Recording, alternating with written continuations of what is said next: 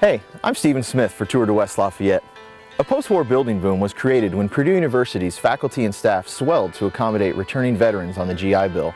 Homes built then are now considered mid-century modern architecture.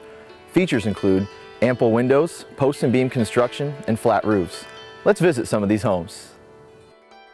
We're in the mid-century modern home of Dick and Connie Grace, and they've been kind enough to let us into their house. And you have a unique story in terms of how you came to own this house and how you first saw the home and fell in love with it. Can you tell us about that story? We were married in 1955, and this house was going up in 1958.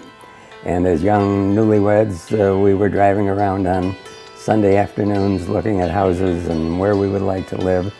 We had no idea about architects or architecture, but we fell in love with the house then. It came on the market 20 years later, and we bought it in 1980. It's the look. It's the indoor-outdoor look that just cinched the deal for us. What specific things about Robert Smith's architecture really attracted you? The thing that's unique about this house is the post and beam construction. And that allows for all of these plate glass windows in back of us and allows for the transparency that goes from indoors to outdoors and the reverse in the 30s. And we have now, 50 years later, we have a house that has a huge amount of historic integrity to 1958. It was a period of about 20 years immediately after World War II when modernism hit architecture and houses like this were built for the very first time. Well, Dick, Connie, thanks so much for bringing us into such a cool home with this amazing view. Really appreciate it. Thank you for coming. It's been a pleasure to show off this wonderful house. Yes, thank you so much.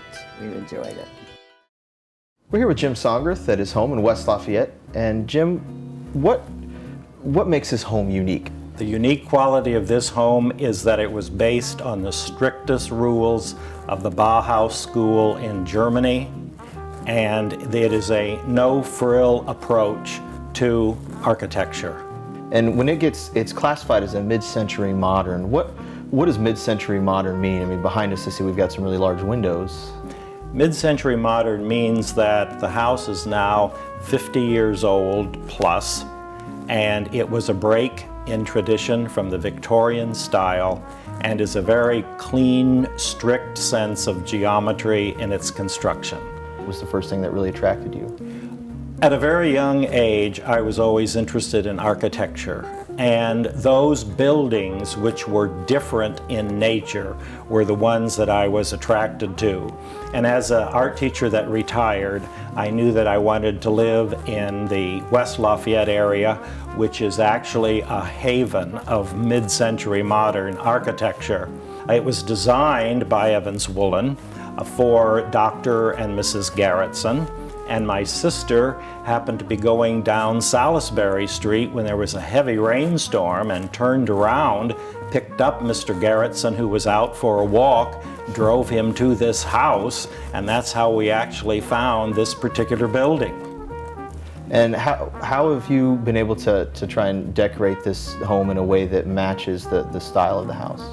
What I tried to do was to find architects, designers, and manufacturers who were renowned or noted for the designs that they had created in the late 50s and the 60s.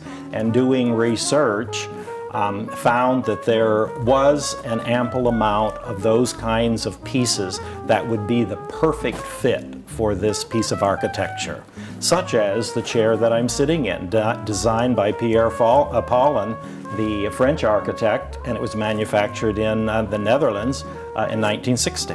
Thanks, Jim. We're with George Benda at his mid-century modern home in Happy Hollow. And George, you've lived in the house for about 4 years, and when you first moved here, what was the first thing that attracted you to this home? Well, I wanted to be in West Lafayette because it's a great community, and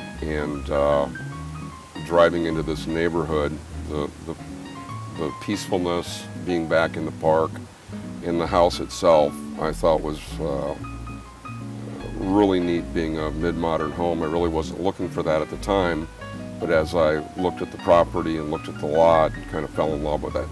You've done some landscaping improvements to kind of help bring that outdoors in. What are some of those things that you've done? Well, initially clearing a lot of the shrubbery that had really was too overgrown for the home, kind of cleaned it up, put a patio in,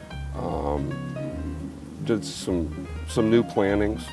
You've got a great view from your living room. There's about a 400-foot drop right outside of one of your windows. What's it like to kind of check that view out? It's great sitting in the morning having coffee, looking down that valley, especially if you have a big rain. You can actually see the creek at the bottom, and it's pretty enjoyable. Now on the other side of the living room, there's a special window with a great view as well. You're probably talking about the fountain that you can see from the living room. That was kind of inspired by Craig Witten, who I had do some of the design work on the patio and the exterior space. And it's kind of a nice view. When you enter the home, you see it, and also just sitting in the living room relaxing, you can also see it. Now, George, we're in a neighborhood, but it almost doesn't feel like it because we're surrounded by trees, not houses. Just how large is this lot? It's close to an acre, but what makes it feel even larger is it's in the middle of the park. I have the park to the right and the park straight ahead, and my other neighbor to the left is set back, so it's very quiet, very secluded. When I'm sitting out in my patio, I honestly can't see a neighbor. And that was probably the plan of Robert Smith? I suspect so. My understanding is this was the first house he built, and he always liked this lot and this home. I even heard a rumor that he had camped out here many nights to kind of get a feel for how and where he would place the home on the lot. You made a lot of changes outside, and what were some of the things you had to do inside to help restore the home?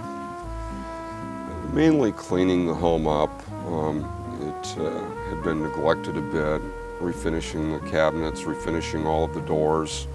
I did remodel and upgrade the bathrooms. Well, George, good luck in your future projects, and thanks so much for showing us your home today. You're most welcome.